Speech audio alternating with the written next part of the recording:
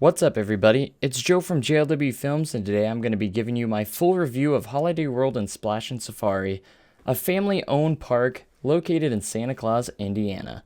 Today I'm going to be sharing all my thoughts on Holiday World and also Splashin Safari, which is the water park. At the end of the video, I'm going to be giving a final score out of 10.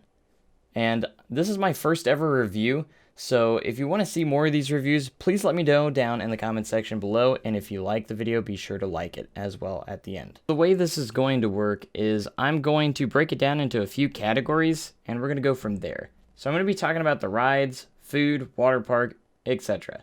So let's first talk about the rides here at Holiday World.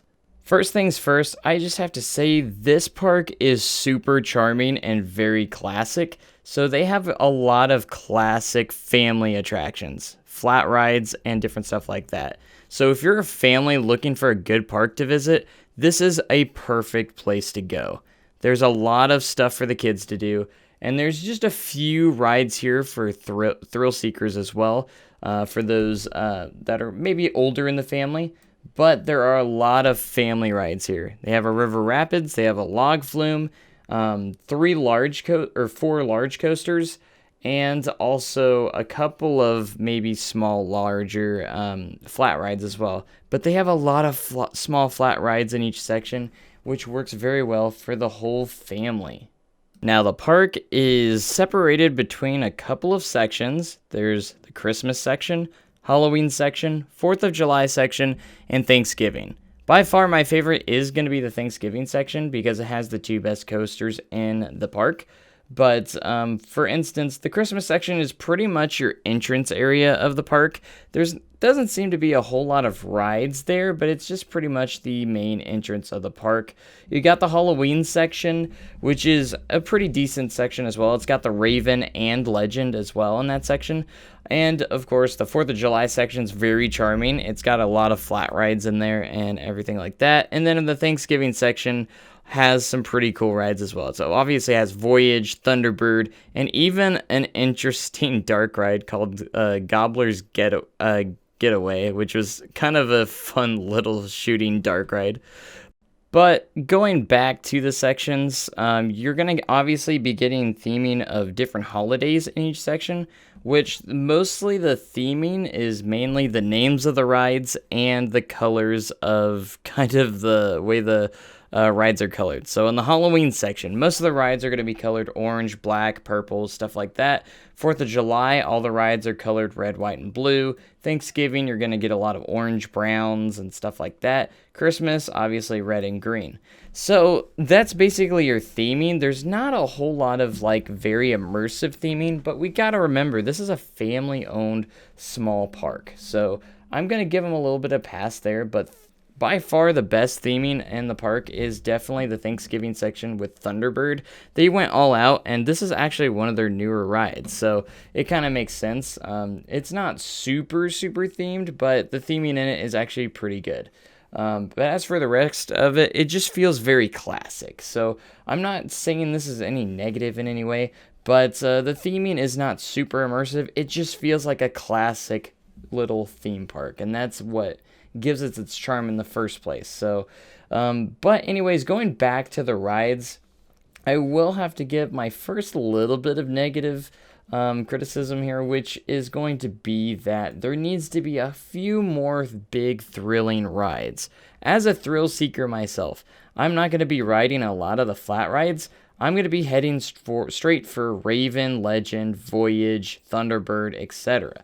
So what I actually did in the first half day, we actually came halfway through the day when we first got there, and we got half a day. We got all the rides in in half day, if that makes sense. At least the rides that we wanted to do, anyways.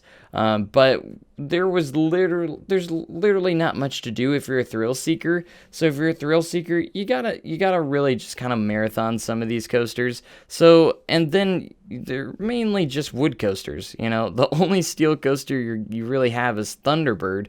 Then you have 3 other wood coasters, which are really well maintained, I might add.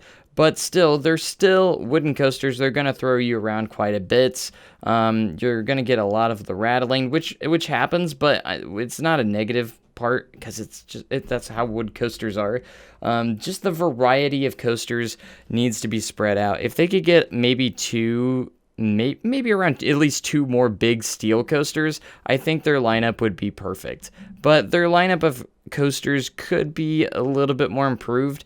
I love the rides that are already there. They just need to add a few more, I think, to get it there. But then again, you have to think back again that this is a family park. They're not going to have too many high thrill attractions. But the high thrill attractions that are there do the best they can. And I am just going to say that Voyage completely exceeded my expectations. I had high expectations going in, and it exceeded those expectations. The ride is relentless and super exhausting. I couldn't ride it more than 4 times in a row without taking a break. And, I'm pretty good at staying on rides and riding a ton of times, but Voyage was really hard. I actually got 14 rides on Voyage, so I got a good idea of how it rides in each and every seat. There's not a bad row on this ride. It is good all the way through. Thunderbird, same thing. I have to say front right side is probably my favorite on Thunderbird. I'm not going to be going too much in detail on the rides themselves. I might do separate reviews on those, but the rides that are there are incredible. I just think they could add a little bit more variety. Now, going into some of the food here, I actually only had one meal, and it was actually at the front entrance area, that little the little cafe area where they have, I think it's actually kind of newer, that they've added recently. I forgot exactly what it's called, but it's actually really, really good. I had some grilled chicken Alfredo, which was with pasta. It was actually really, really good. And your prices at this park are actually going to be a little bit lower than most parks out there, which is actually really cool. So going also into food, free soft drinks. Oh my gosh, this is just ridiculous. What other park can you just go up, grab a cup, and get free soft drinks? That's just ridiculous. Literally, we went into the restaurant, bought our food, and the drinks were still free. So that was really cool. And they have stations all throughout the park.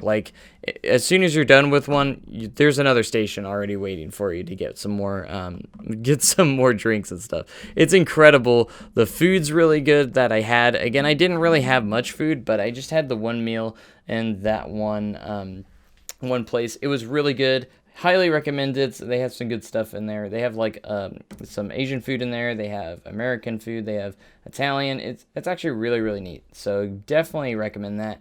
And again, the free soft drinks are amazing. So yes, if you didn't know, they have free soft drinks through the entire park. Just be careful that you don't dehydrate yourself on a hot day. Make sure you're also drinking some water and maybe some Gatorade in between some sodas and stuff. I probably drank way too much soda, but it's just insane that, what other park has free soft drinks? That's just incredible. Also, this park is very known for being very clean, and it's won the Golden Ticket Award many, many times for cleanest park on Earth.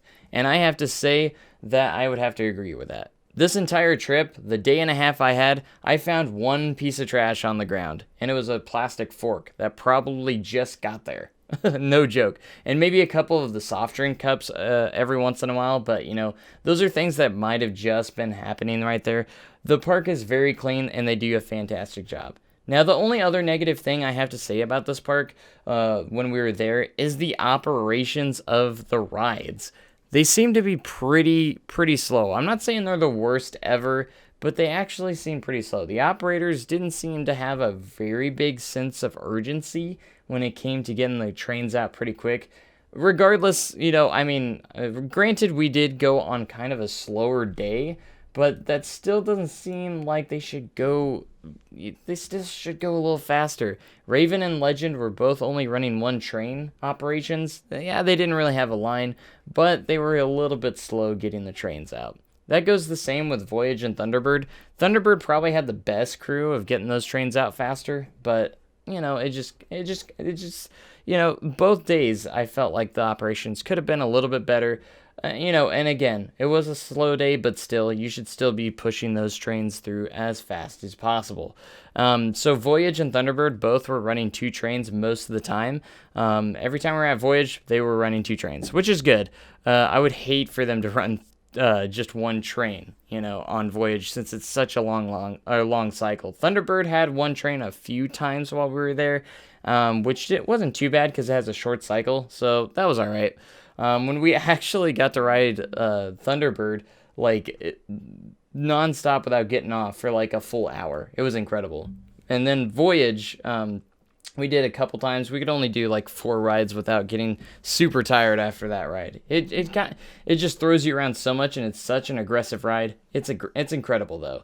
But I have to say, regardless of the operations, the staff there were actually very friendly. Every time I encountered some staff there, they seemed like they really enjoy their job, which is really awesome. So the staff seemed to enjoy it, which is good. There may have been just like one that I saw that didn't seem to be enjoying themselves, which was kind of funny, just to watch them, and you could definitely tell. Like, they were running very slow, and it actually really hurt their operations, just that one person. So besides that one guy, it seemed like most of them actually enjoyed what they were doing, which is really, really good. So it seems like they treat their employees pretty well at the park, which is always a good sign. All right, next I do want to try and touch up a little bit on the water park. So every time I ask someone about Holiday World, and when I finally told everyone I was going to Holiday World, everyone said you have to go to the water park. You cannot skip the water park, which I didn't plan on it because they have 2 water coasters there as well. Wildebeest and Mammoth. Mammoth is the bigger raft one, and then Wildebeest is kind of the smaller water coaster. That's insane that they have 2 water coasters in the same park, one of them being the longest water coaster in the world, at least according to the queue line that I heard, and the announcements that I heard anyways. But I have to say, the water park is incredible. Do not miss the water park if you are in Holiday World and Splashin Safari. It is on the same admission ticket, so you get access to both of the parks with your one ticket, which is incredible. The water park seems to be just as big as the regular park, if not, maybe a little bit smaller. But anyways, they have a lot of slides. They have a lazy river, which was okay. It's not the best one I've been on, but it was pretty decent.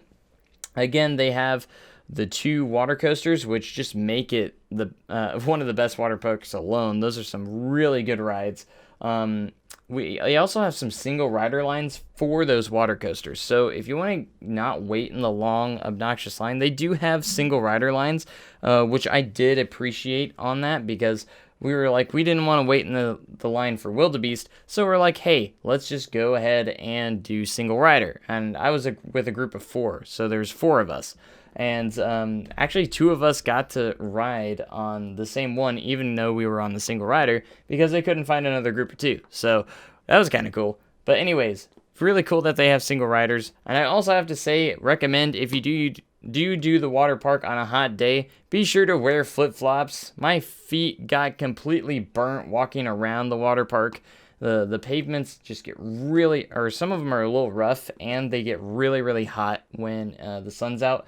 So bring your flip-flops with you. Each ride has a spot where you can leave your shoes at. So I do highly recommend, make sure you wear sandals or flip-flops when you're going to each different area in the water park. But the slides were amazing. They were really fun. I had a great time in the water park. We didn't spend too much time in the water park. Maybe a couple of hours. I would say maybe around 3 to 4 hours. And we did most of the slides. I didn't do all the slides, but most of them.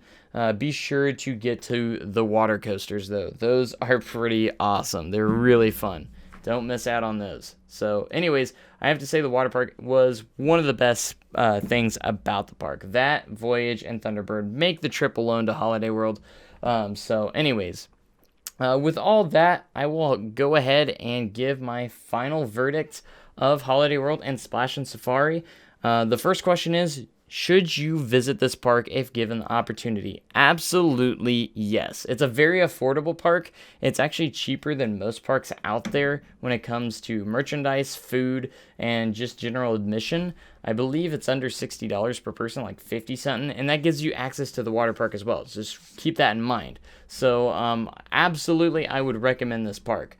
Very few negative things to say at all. The only negative things, again, was I would like to see more thrilling, or a little bit more variety in the thrilling coasters, and the operations could be sped up a little bit. But besides that, this park absolutely exceeded my expectations. It's charming, classic, and great for families. I can't stress that. If you're a family looking for a pretty nice budget park, you don't have a whole lot of money to spend, this is a great park to go to. It's not very huge, but there are a lot of stuff for the kids to do, and you guys will love it, trust me. So anyways, for my final score for Holiday World and Splashin Safari out of 10, I'm going to go ahead and give it a solid 7.5 out of 10. Getting a 10 out of 10 is not going to be very easy. This is my first review ever. Now, the reason why I'm not going much higher is just because the size of the park and everything. So this scale is based on like everything. Like if you're I wanted to make it the score to where you can actually compare it to any other parks. So the reason why it doesn't get higher just because it is a smaller park that could use a lot more thrill rides. Now, I'm not saying 7.5 is a bad score. A lot of people would probably rate it higher, which is totally okay. And I'm not saying that it's a bad park at all. Like, it just needs some more big, thrilling coasters and more variety in those coasters. Get those, and you definitely get it up to more of that 8 to 9 to 10 range. But overall, make sure you guys visit Holiday World and Splashin Safari in Santa Claus, Indiana, if you get the opportunity. Highly recommend it. Go check it out as quick as you can. This was my first time ever visiting the park, and this is my first ever review. So if you like the video, be sure to give it a big thumbs up. And if you disagree with anything I have said, be sure to let me know down in the comment section down below. If you have a different opinion of the park, that is totally okay. We can have those discussions in the comments. Just make sure we're nice to each other. And I hope you guys enjoyed the video. So make sure you guys have a great day and even cooler tomorrow. And I'll see you guys in the next video. Thanks and goodbye. Dude, there's only 4 people on that one.